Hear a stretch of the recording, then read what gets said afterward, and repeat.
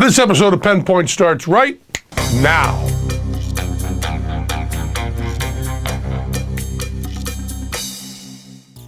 This episode of Penn Point is brought to you by Squarespace.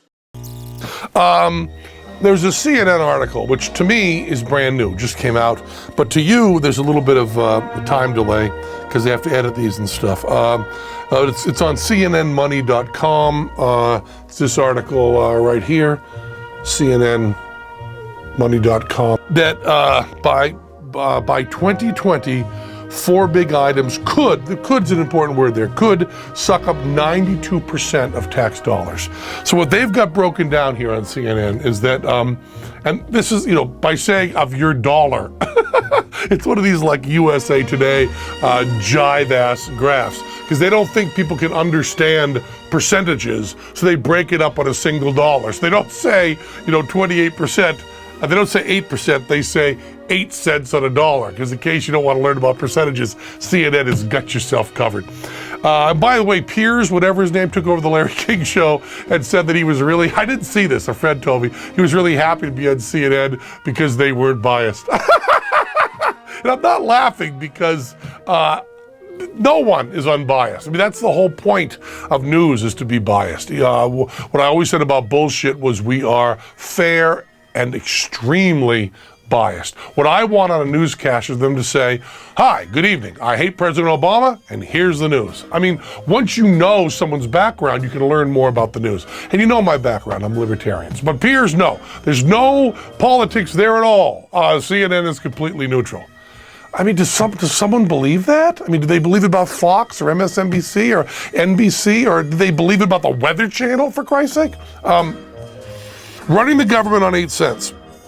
They say that could, by 2020, 28% of your tax dollar, or 28 cents, could go to Social Security, 28 could go to interest, 21 to Medicare, 15 to Medicaid, and 8% left over for everything else in the government. And they're horrified that the government could, only have 8% to spend on everything else. And what I would think is that get away from everything, and even that 8% is high. But that's the libertarian nut point of view. You don't need to hear that from me. You hear that enough. So there it is. There it is. The one I'm talking about is interest, 28%. 28%, this is CNN, 28% is going to go to interest on our national debt. 28% of all the money brought into the government by 2020 could go to interest. 28% of all the money. Let me tell you how much I hate paying interest. I hate paying interest. And I guess this is old-fashioned because there's all these tax incentives that you're supposed to game the system, and you're supposed to have a lot of interest, especially on your house and all of that. And it drives me crazy. My mom and dad, I was brought up in a house that they built themselves and bought and paid for, and the land before I was born. They would not move into a place that they didn't own. They would not pay interest. Now, Teller and I, and this will give you an idea, we're old. We've been around a long time. But years and years ago, before the what Mojo Nixon calls the inner tube, before computer stuff, before we had a business manager and we were going around when we really were overtly, literally carny trash, when Teller and I were going around doing fairs and so on. I try to say fairs to avoid saying Renaissance fairs, because fairs sounds kind of like we were cool and tough and mean, and Renaissance fairs sounds like we were at a Renaissance fair. You can even find a picture of me. I bet if they ask me, I'll give them a picture of me doing Renaissance fairs in like tights and stuff. And I did all the bookkeeping. So every night we'd go into the Motel 6 or whatever, sharing our room, Teller and I would do all the bookkeeping. I did it all by hand. And the books were all handed to our business managers when we got more money, in the 80s. But before that, all by hand by me. And I was in charge of paying all the money. And most of the people that we were touring with, our peers, were real hippies, not just like long hair like me, but real hippies. And they pretty much lived hand to mouth, although they made the same amount of money we did. Not quite, because we would do passing the hat. We made a lot more money passing the hat than they did. But pretty much in this same general peer group. They were always broke, we always had money, and they paid in cash or dope, and we paid with credit cards. I have my American Express card. And what I was most terrified about, was it Visa, whatever it was that you can get interest on.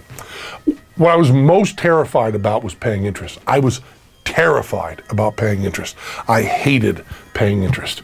I didn't want to pay a penny of interest because to me that was money for nothing. Now I know people who are more sophisticated than me, which is everybody watching is more sophisticated. You go, well, with interest you are paying for something. You're paying for the use of money, and that's very, very important. And of course it is. But I didn't want to pay it.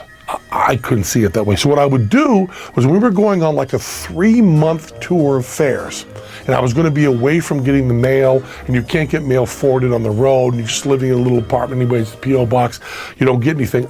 I wouldn't get the bills, and I was afraid that it would roll over and I'd have to pay interest. So I would do 3 months of calculation for where we were going to be and what we were going to be doing, and I would figure out how much the whole time was going to cost us. And that means all gas, all food, all lodging, and that's like a sign, but gas, food, and lodging, all our tolls, and all the money we would spend. I would figure out how much that was going to be, and Teller and I would scrape together the money, and I would send all that money to my credit card company. So we're going to be gone 3 months. You know, we're working cheap then. You know, it's like, you know, $15 a night for where we stay, and, you know, gas and stuff. You're talking about being able to tour on, you know, even with food, $30, $40 a day. And doing that 7 days a week, you know, maybe $300, $400 a week. And then for 3 months, you could probably figure that out if you wanted to, but it's a couple thousand dollars. And I would send in the check to my credit card company and have a balance in my credit card company, a positive balance. They would owe me like, you know, $3,000, and then this carny trash would go out and do because I was terrified of paying interest. Now, you know, I was giving them money that they could use and they could invest, and I'm sure one of the reasons the credit card companies got so big was because of the Penn and Teller money. We were on the road doing fairs and stuff. But they would use, but I never paid even a penny of interest. Penn and Teller never paid a penny of interest, okay? So that when we had our operating budget was our real operating budget. Now, I am carny trash. I finished high school on a plea bargain. I'm stupid. I'm not a smart guy. I'm not educated. I don't know anything, and yet I paid no interest, and by 2020, the United States of America, chock full, bulging of really, really smart motherfuckers, is going to pay 28 cents. Oh, I thought that was going to be really cool. Well, that could be cool. I was kind of building up to something. It was going to be really cool. I was going to do like this, right? They're going to pay 28 cents on a dollar, 28 cents on a dollar on interest. I mean, how stupid can we get? And it doesn't matter if we need these programs, we can't afford them. Paying 28% in interest? I mean, are we running our whole country by hippies? Holy fuck! I worked myself up a little bit. Maybe that's good, maybe that's bad, we'll see. Squarespace offers users a flexible solution for anyone looking to create a blog, personal portfolio, or any kind of website. No matter what level of coding experience you have, Squarespace can provide the tools needed to create a high-end, complex website that is uniquely your own. Don't worry if you come across any questions or issues. Squarespace also offers every user 24/7 support.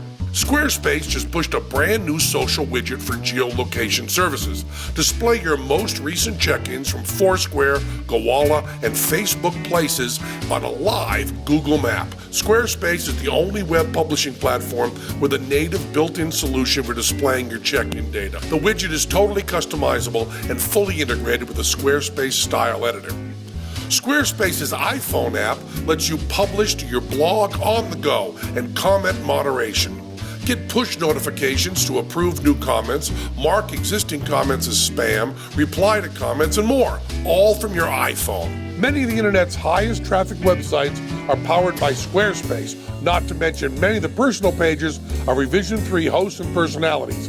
Go to www.squarespace.com/pen to get a 2-week free trial and learn more.